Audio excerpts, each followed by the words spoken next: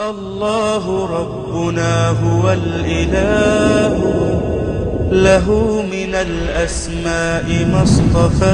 وقت کے ساتھ ساتھ وطن اور قومیت کے تصورات بدلتے اور تبدیل ہوتے رہے، یہاں تک کہ انسانی تہذیب و تمدن اپنے بام عروج پر پہنچ گئی اور دنیا سے بادشاہوں کا خاتمہ ہو کر جمہوری دور آ گیا، اور وطن اور قومیت کا تصور میں ایک نئی جان اور ایک نور پھونک دی۔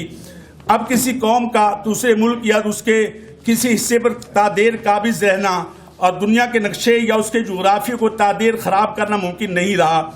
اس لیے اس دور میں وطن اور وطنیت قومیت کے متعلق نئے تصورات نے جنم لیا، اور وطن اور قومیت کے گیت گانا اور اس کے حق میں اشعار کہنا شاعروں کی روایت سی بن گئی۔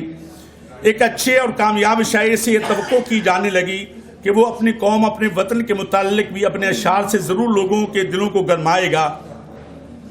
کچھ ایسی حالات تھے جب علامہ اقبال نے 19ویں صدی کے آخری سالوں میں ہندوستان میں آنکھ کھولی، یعنی 1877 سے 1938 تک، اور ابتدائی تعلیم و تربیت سیالکوٹ اور لاہور کے مختلف جامعات سے حاصل کی، اور اس کے ساتھ صدیوں سے آباد اور ان کے صدیوں سے خدمت کرنے والے ہندو انہیں بے وطنی کا طعنہ دینے لگے۔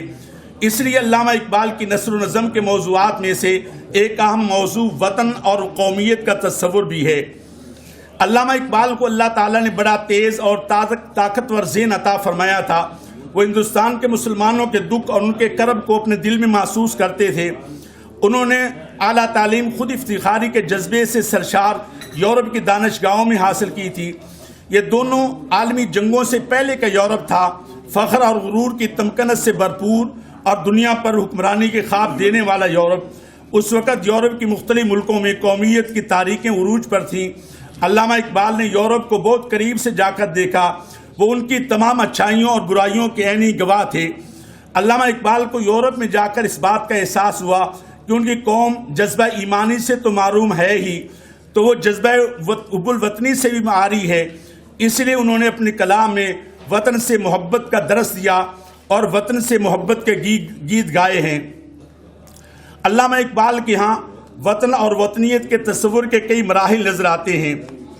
ان کے تصور وطن کا پہلا دور یورپ میں ایک طالب علم کی حیثیت سے گزارا جانے والا دور ہے۔ علامہ اقبال اس وقت شعور و آگہی کی مراحل سے گزر کر پختہ کاری کے مراحل میں داخل ہو رہے تھے۔ وہ اس وقت اگرچہ مغرب میں تھے، لیکن ان کی یادوں اور محبتوں کا مرکز ان کا وطن تھا، جہاں ان سے محبت کرنے والے لوگ، ان کی والدہ، ان کے بھائی اور ان کے خاندان کے لوگ آباد تھے۔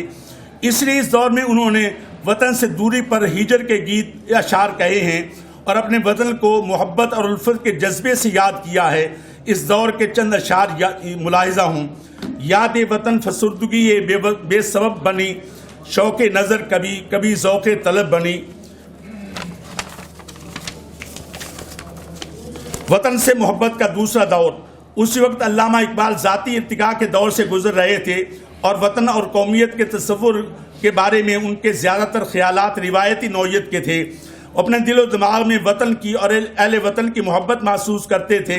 انہیں وطن میں ان اپنوں کی یاد ستاتی جب وہ مغرب اور اہل مغرب کو ترقی کی سرشار کی شاہراہ پر چلتے دیکھتے، تو ان کے دلوں میں یہ آرزو پیدا ہوتی کہ کاش ان کے وطن میں بھی اسی طرح کی ترقی ہو اور وہاں بھی شعور و آگہی کی مجلسیں برپا ہوں۔ معلوم ہوتا ہے کہ علامہ اقبال کچھ عرصہ وطن پرستی، قوم پرستی کے اسی جذبے سے دوچار تھے، جسے اس وقت یورپ میں دنیا کے اکثر ملکوں میں پذیرائی حاصل تھی، اور دنیا کی مختلف قومیں اسی جذبے سے سرشار ہو کر تعمیر و ترقی کی منازل طے کر رہی تھیں۔ اس دور میں علامہ اقبال نے ہندوستان سے محبت کے اشعار کہے ہیں۔ یہ دور علامہ اقبال کی زندگی میں قومیت پرستی کا دور ہے۔ اس دور سے متعلق چند اشعار ملاحظہ ہوں: ہم نشین نرگس شہلا، رفیق گل ہوں میں، ہے چمن میرا وطن، ہمسایہ بلبل بھی ہوں۔ تصور وطن کا تیسرا دور۔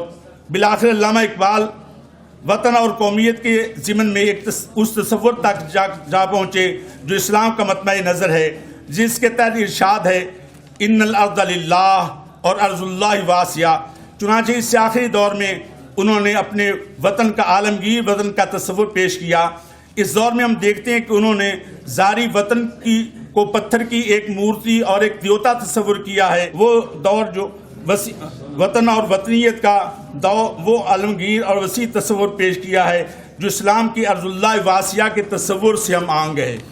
علامہ اقبال نے آل انڈیا مسلم لیگ کانفرنس کے موضوع پر خطبہ صدارت میں ارشاد فرمایا، جب وطن ایک فطری امر ہے اور اسی لیے انسان کے اخلاقی زندگی کا ایک جز ہے، تو لیکن جو شے سب سے زیادہ ضروری ہے وہ انسان کا مذہب اور اس کا تمدن اور اس کی ملی روایات ہیں۔ یہ وہ چیزیں ہیں جن کے لیے انسان کو زندہ رہنا ہے اور جن کی خاطر اپنی جان کی قربانی دینی ہے۔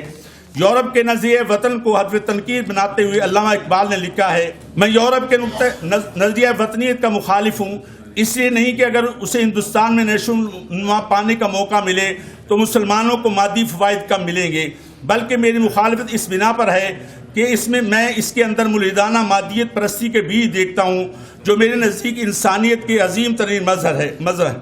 الغرض علامہ اقبال کا تصور وطن اور قومیت پوری طرح اسلام کے تصور قومیت کے عین مطابق تھا، اور اسی کی انہوں نے زندگی بھر دوسروں کو تعلیم دی